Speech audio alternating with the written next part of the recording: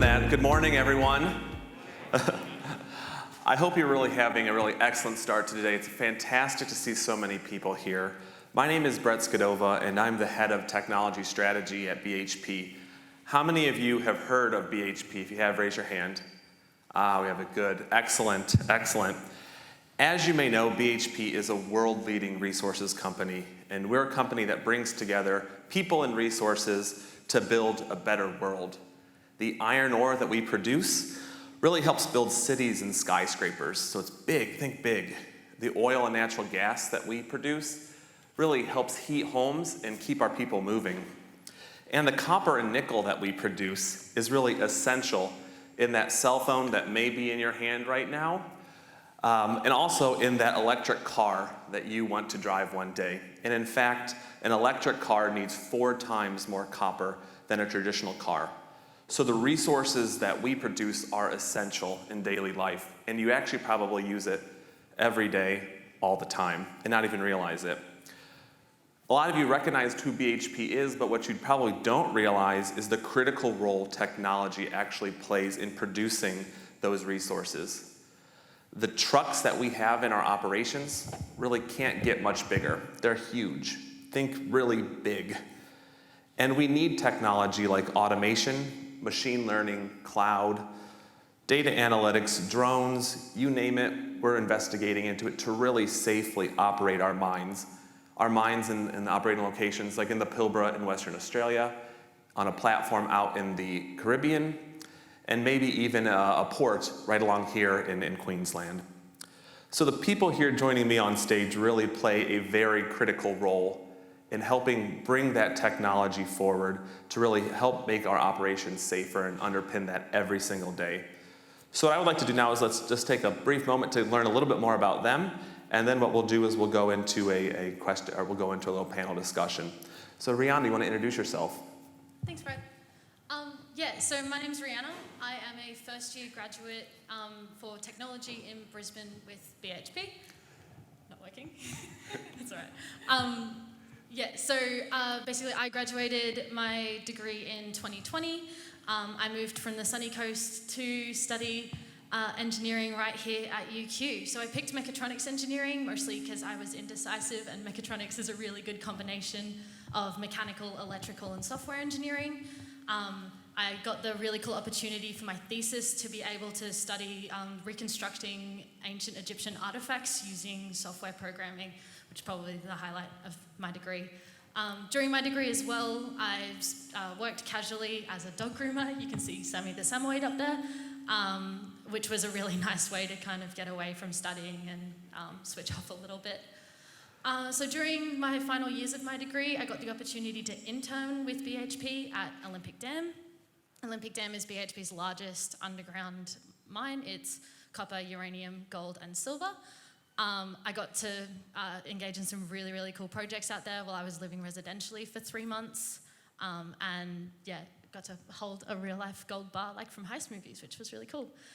So now I have accepted my role as a graduate. I'm currently working with the mining systems engineering team, working on data acquisition from our trucks, which, as Brett said, are really big, and also doing some side projects with our autonomous haulage. So I'll pass to Tracey to talk a bit about what she's done. Thank you. I'm Tracey. I'm a second-year graduate at BHP. So a little bit about myself pre-COVID. I really love to travel. I went to Tibet. So did you know you can take a bus to base camp on the Tibet side? In terms of my university degree, so I did a Bachelor of Science, which is as generic as you can get because I didn't know what I wanted to do. I loved maths, so I had a fantastic maths teacher in high school, and I did computing for the employability side.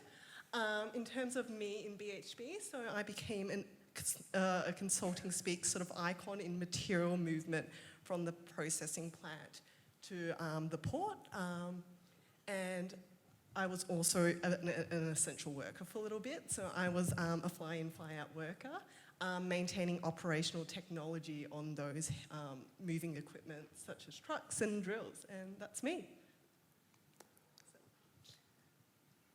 Okay. Hi, my name is Sevda. A little bit about me. I'm originally from Bulgaria, so I moved here. I did primary, high school, uni here in Brisbane.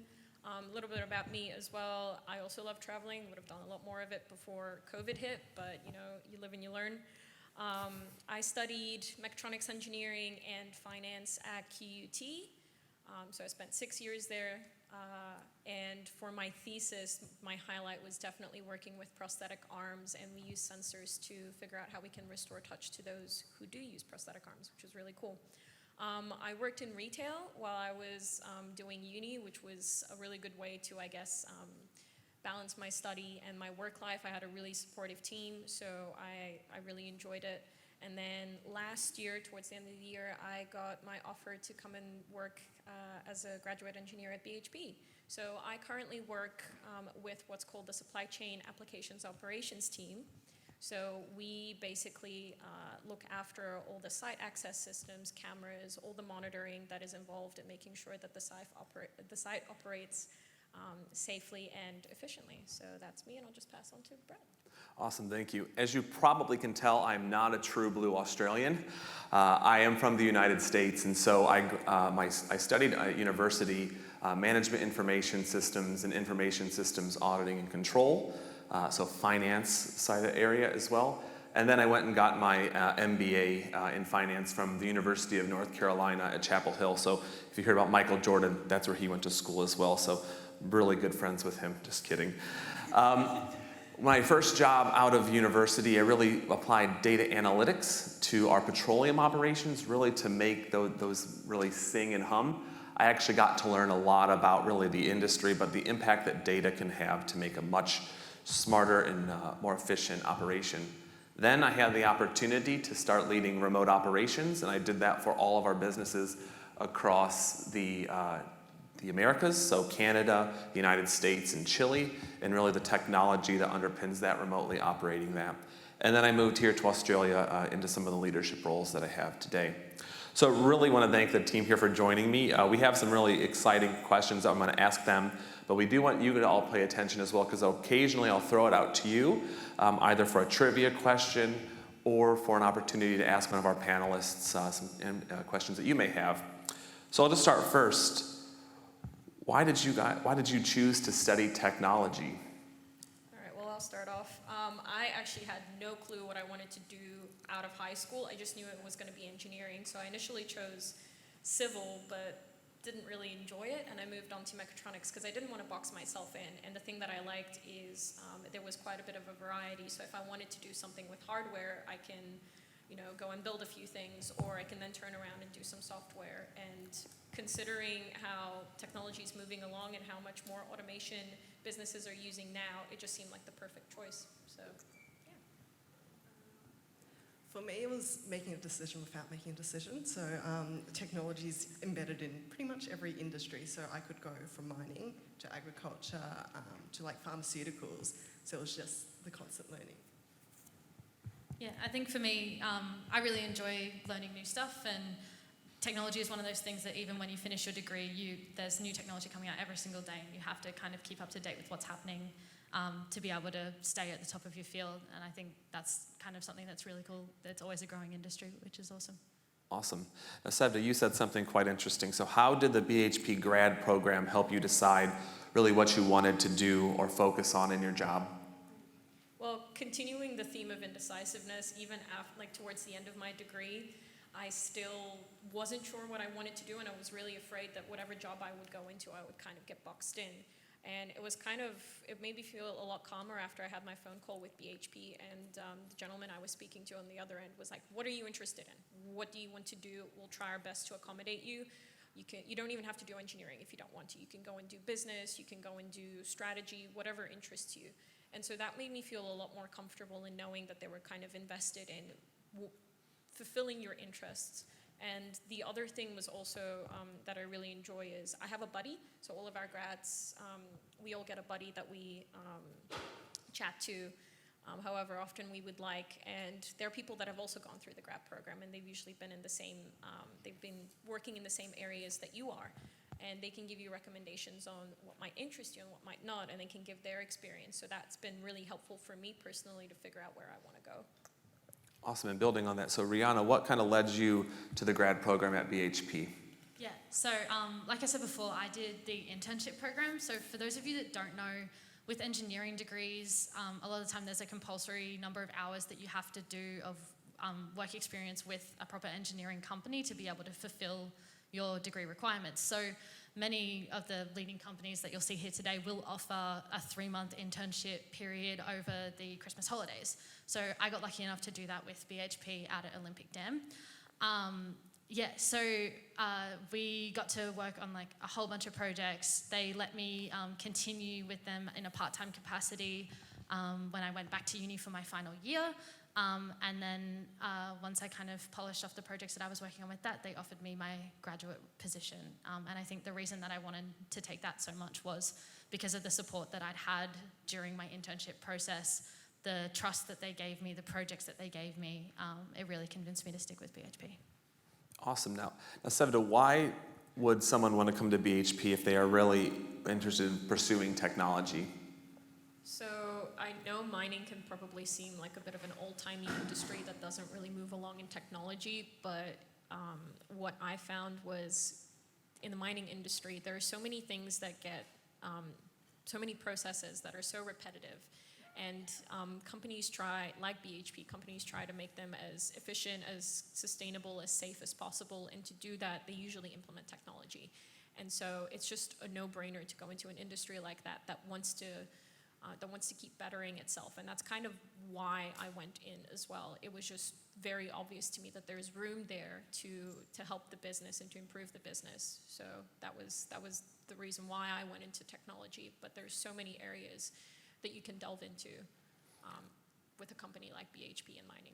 Awesome. Now, Tracey, you have a really interesting degree. So why did you choose mining?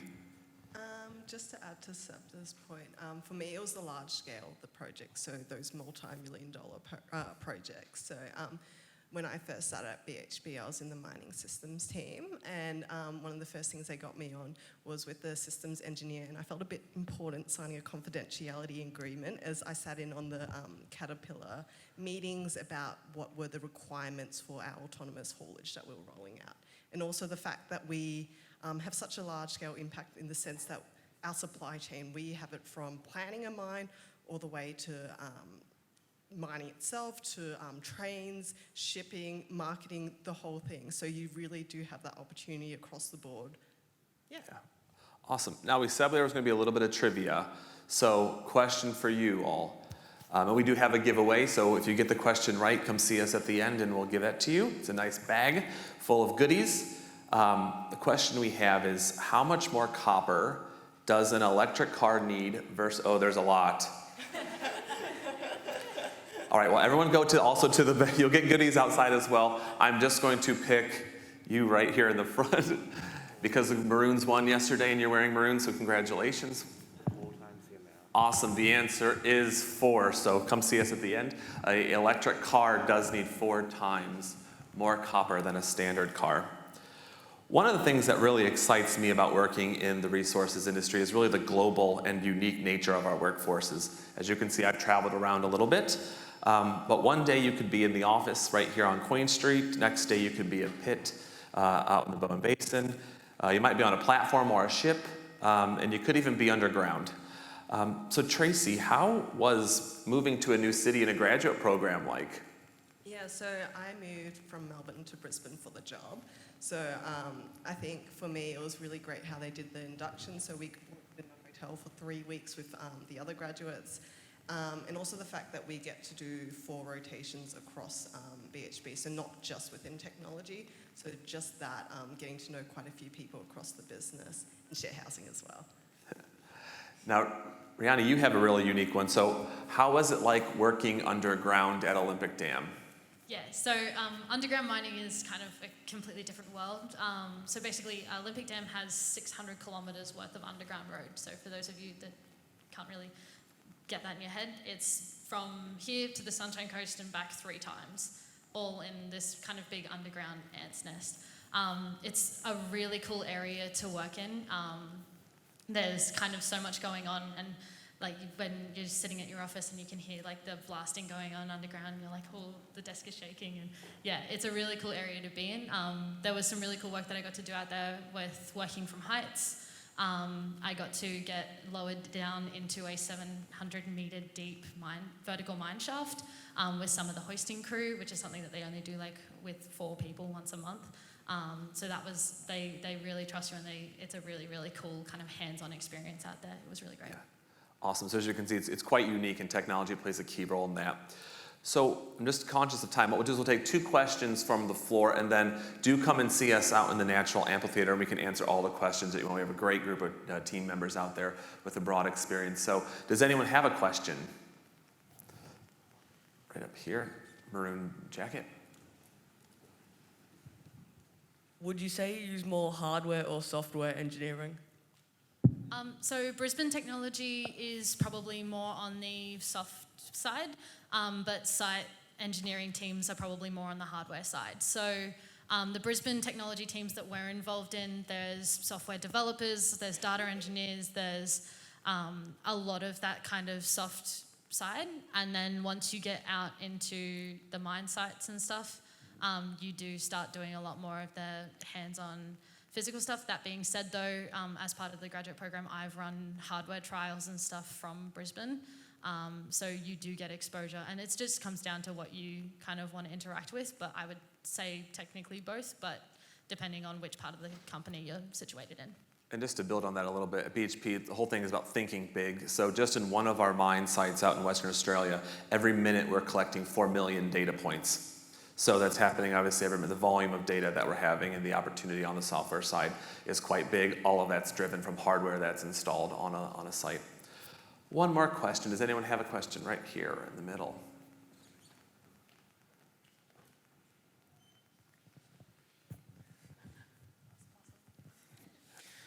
I know that the global warming thing is getting like more attention now, and I just want to say, how does your view on coal change as global warming gets more popular?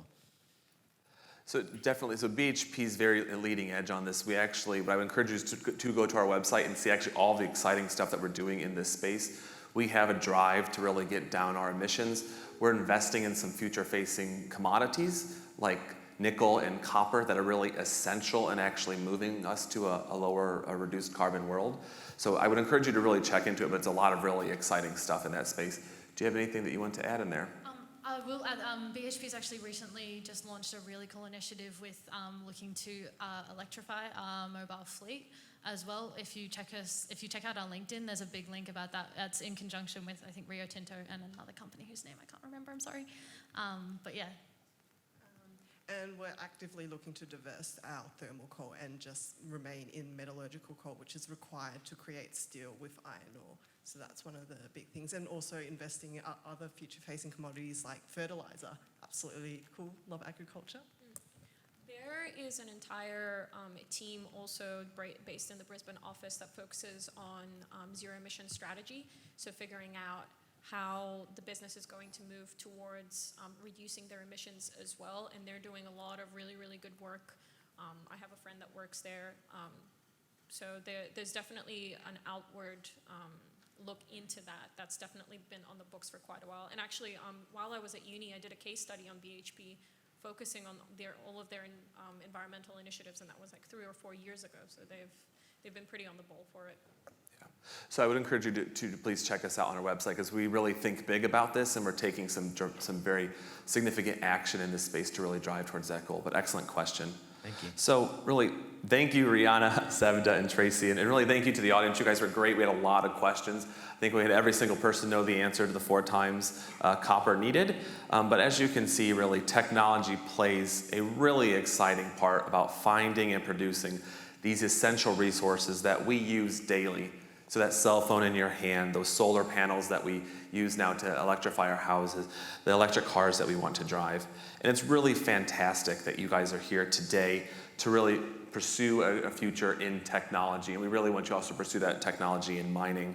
So please come visit us at our booth over in the National Amphitheater.